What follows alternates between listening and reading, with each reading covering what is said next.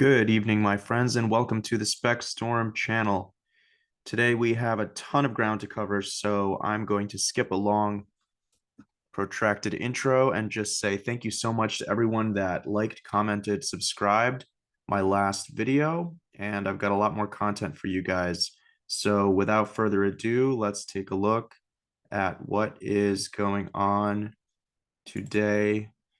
So we're just going to run through a bunch of articles. You'll see a couple themes develop. So the first theme is going to be weather, and I'm just going to rattle these off for you. Rare snow falling over Southern California as powerful winter storm is expected. So we don't usually have snow in Southern California. Fatalities in Ecuador after flooding in 5 provinces. Cyclone Freddy makes landfall in Madagascar, leaving destruction in its wake. 4 killed, 11,000 displaced. So as we can see, there's a lot of precipitation events. Brazil, 28.6 inches of rain in 24 hours triggers floods and landslides in Sao Paulo, 48 killed. So I don't know if you're seeing a theme here. Massive winter storm moving across US, dumping record snow. 3 killed in avalanche in Cascade Mountains, Washington, as heavy snow blocks rescuers from recovering bodies. So more than 461,000 without power after storm dumps ice, snow on Michigan. So we have power outages, heavy snow, heavy precipitation. Let's keep going. Storm buries Thule, Utah with 2 feet of snow overnight. So we're having these heavy precipitation events in context with these other earth changes going on. You're going to see a couple earthquakes too. Remote Tajikistan region shaken by magnitude 6.8 earthquake. 6.3 magnitude earthquake off Maluku Utara, Indonesia. Months worth of rain and 20,000 lightning strikes hit Sydney, Australia. Heavy snow avalanches lead to traffic restrictions, power outages in Georgia. That's the country, not the state. So we're having a lot of power outages, a lot of restrictions, travel bans. Unprecedented snowstorm in Morocco, of all places, leaves 87 villages isolated and 24,000 people in need of assistance. Snow 2.2 meters deep. Water spout forms off Sydney, Australia coast as city gets drenched in evening downpour. So the theme we're seeing here is really a lot of just sort of diluvian level precipitation, a lot of flooding in certain places. Obviously, where it's colder, it's going to come down as snow. And the sheer weight and volume of this precipitation is obviously choking and in some cases destroying and degrading infrastructure and shutting it down. So this one this is a water tornado, also known as a water spout. That music was really annoying. And I wanted to sort of zoom in on this because these have been occurring more and more often. These sort of water spouts. There was a snow spout. Forgive me for not having the article up. There was a fire tornado in California. So there's been a lot of these sort of phenomena. And I'd like to focus on that because I believe that the atmosphere itself is becoming more perhaps ionized, perhaps charged.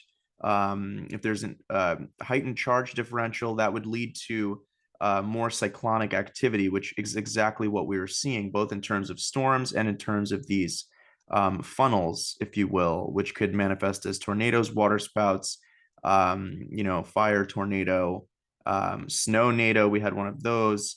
And this is what a cyclone is. So this is at the center of one of these pressure systems. Let's move on.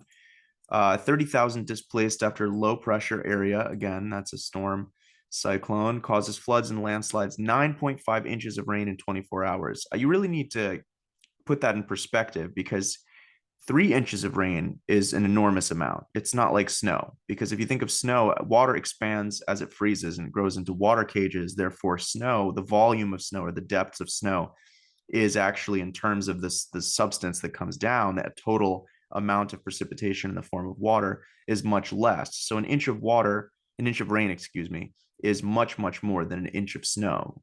So for 9.5 inches of rain, and the one from Brazil as well, to come down in 24 hours leads to a situation like this. Moving right along.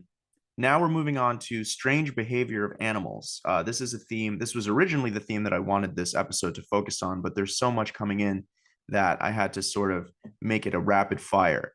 Shark attack kills tourist at crowded beach in New Caledonia. So this is a French Pacific territory in the Australia Oceania region.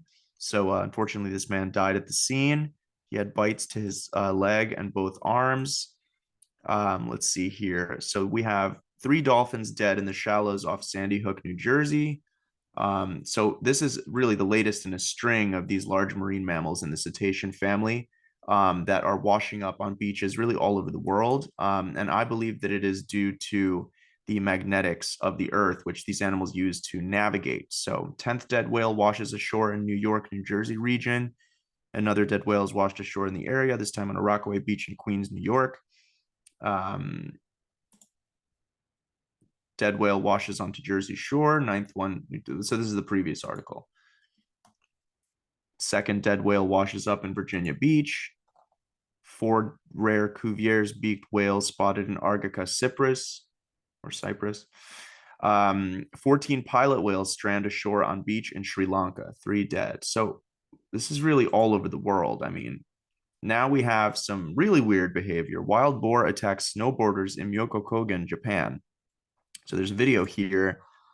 You can see these snowboarders going about their business, and the boar literally just runs from the tree line and starts attacking this guy. And he's trying to defend himself with his board, and then it moves on to the next person. So these animals are behaving very, very strangely, and it seems to be a cross species, if you will, phenomenon. Here's the next one. Leopard breaks into court and attacks 6 people in bloody rampage in Uttar Pradesh, India. So now we have a leopard breaking into a courtroom and going after lawyers.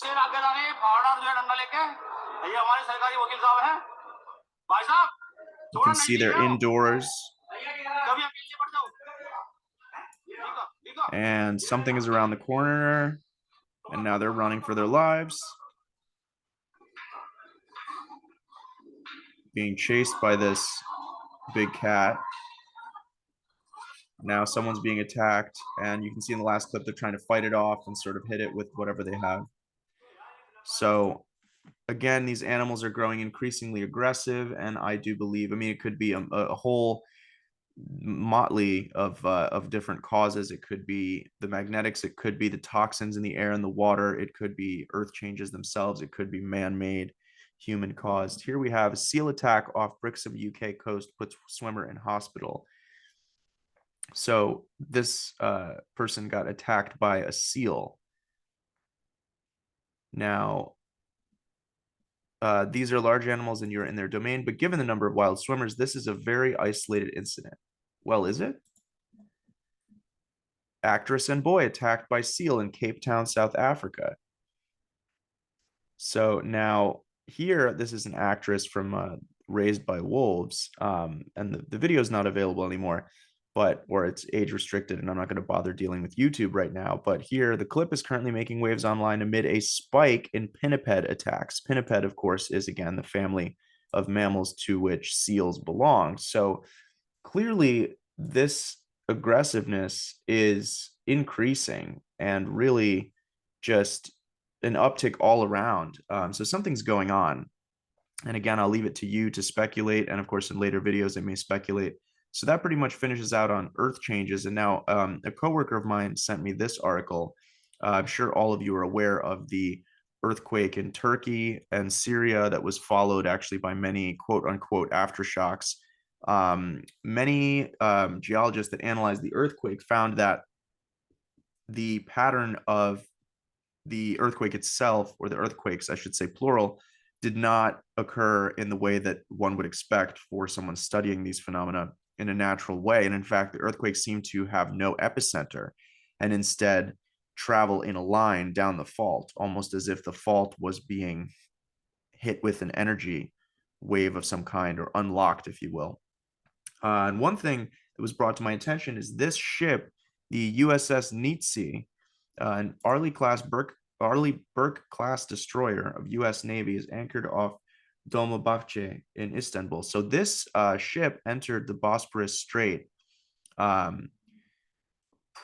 immediately prior to this incident. and the ship is outfitted with HARP type quote unquote radar research technology, aka atmospheric heaters, which are able to basically direct energy. It's a directed energy weapon and cause all sorts of things. They can control the weather, they can cause earthquakes, they can affect human behavior. So let's just read here. A Navy destroyer that visited Turkey, bringing it closer to the Black Sea than any other U.S. warship since Russia invaded Ukraine, has left the region, Navy officials said Tuesday. USS Nietzsche left the Gulchuk naval base on the east coast of the Sea of Marmara on Monday and is heading back to the Mediterranean Sea. Lieutenant Taija Griffin, a U.S. Sixth Fleet spokesman, said Tuesday. The visit came in advance of Monday's devastating earthquake that left at least 7,200 dead. Mainly, the death toll is way higher than that now, mainly in southeastern Turkey and neighboring Syria. The epicenter of the 7.8 magnitude quake occurred near Gaziantep, about 600 miles southeast of the port visit. Nietzsche, operating as part of the George H.W. Bush Carrier Strike Group, arrived at Gulchuk on Friday after a stop in Istanbul to host U.S. diplomats, Sixth Fleet said in a statement Sunday. That visit put the vessel near Bosporus, a strategic waterway leading from the Sea of Marmara into the Black Sea. Turkey closed the Bosporus to most warships in February 2022 after Russia's full-scale invasion of Ukraine. So moving on, this article doesn't say anything about that. I did find a Turkish newspaper. Let's see if I can find it. Actually, this is not, so I'm going off book now. Okay. Nope, that's not what we want. Bear with me. Not quite technical difficulties, but all right.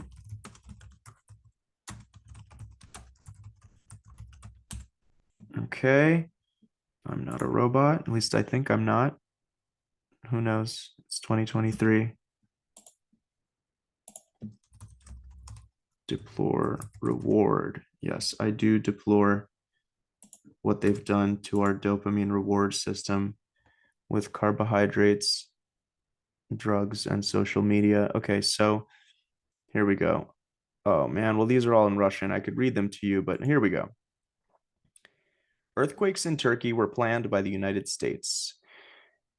The U.S. staged earthquakes in Turkey with the help of the HARP project. The closure of the U.S. consulates in Turkey so that's another thing.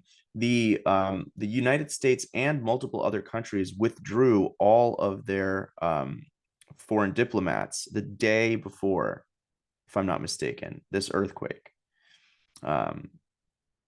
Okay, the arrival of an American warship the day before cannot be a mere coincidence. Mind you, this is just an article that I'm reading to you. This is a theory. This is not confirmed. I'm just presenting this for your viewing pleasure. Following the security threat warning issued by the U.S. Embassy, so Turkey actually issued a security threat warning before this as well. On January 27th, leading European countries made similar statements and decided to temporarily close consulates in Istanbul, primarily in the Taksim area. The ambassadors and representatives of the United States, the Netherlands, Switzerland, Sweden, Great Britain, Germany, Belgium, France, and Italy, who temporarily closed some diplomatic and consular missions in Turkey, were summoned to the Turkish Ministry of Foreign Affairs, and through them, the relevant countries were given a signal. Such approaches only serve the insidious plans of terrorist organizations. Okay, moving on. There is a widespread opinion among the public that whenever American warships appear in the territorial waters of Turkey, a catastrophe necessarily occurs. In this regard, after the 7.4 magnitude earthquake that tore the heart of Turkey with an epicenter in Pazarcık, Kahramanmaraş province, assumptions about HARP began to be discussed again on social networks. HARP, which is based on the method of high energy transmission with low frequency electromagnetic radiation, developed many years ago by the American scientist and inventor of Serbian origin Nikola Tesla, is a scientific project known as the Program of High Frequency Active Auroral Research, implemented in the state of Alaska, USA. Mind you, that is a fairly outdated description. As far as I'm aware, there are many atmospheric heaters all around the world now, as well as in the United States, well outside of Alaska. It is a military technological weapon designed to ensure the global dominance of the United States. What can be done with HARP? The program can change the climate, melt the ice at the poles and move them, play with the ozone layer, cause an earthquake, control ocean waves, manipulate the energy fields of the Earth, control the human brain, create a thermonuclear explosion without spreading radiation.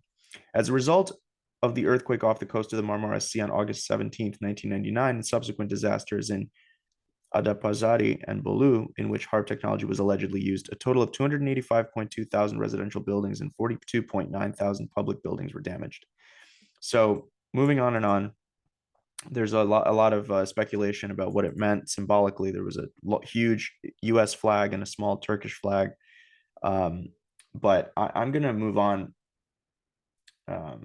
to my final piece. So this is, you can do your own research, but certainly would be an interesting coincidence that all of these foreign diplomats were withdrawn and this U.S. warship was there. And this technology is known to exist. If you look it up, Lyndon B. Johnson bragged about this technology back in the 60s. So now we have our final sort of coup de grace here. Explosion rocks Ohio metal plant, sending large plume of black smoke into sky. An explosion of unknown origin struck our Bedford, Ohio facility today, resulting in injuries to employees and significant damage to the facility. Our efforts are now focused on supporting the first responders, blah, blah, blah. Okay, so again, we have a plume of black smoke with chemicals in it rising into the sky in Ohio, which is the exact plot of a program called White Noise. A cataclysmic train accident, this is the plot summary. Cataclysmic train accident casts a cloud of chemical waste over the town. This airborne toxic event forces a massive evacuation, which leads to a major traffic jam. The family and numerous others are forced into quarantine. Interesting. Interesting. And now there is one more thing. There's just so many articles. I didn't have time to pull all of this up. Okay, so here we have environmental scientists heading to Ohio just killed in a plane crash. Yeah, breaking news tonight of a plane crash in Little Rock, Arkansas. Just minutes ago, we learned the people on board were actually headed here to Northeast Ohio to help clean up the Oakwood Village explosion from Monday. All 5 people on board worked for an environmental consulting firm. The plane took off from the Clinton National Airport around noon and was Those headed damn for John Clintons. Columbus International Airport. You just have Clinton in the name of the area you're flying over and you die. So Ohio really just cannot catch a break here. All right, folks, I think that's it for today. I didn't get to go too far into depth with any of these articles. Let me know, like, comment, subscribe, and in the comments, please let me know if there's anything you would like to see featured, any type of news that you think needs to be covered that I am not covering. Again, I have a very wide spectrum of different topics that I read about and research and am interested in, and really almost nothing is off limits. So again, this is your host Specs signing off. Thank you for being with me, and keep on going. Just don't let this diminish your spirit, because it does seem like it's going to continue to get worse. Have a good evening.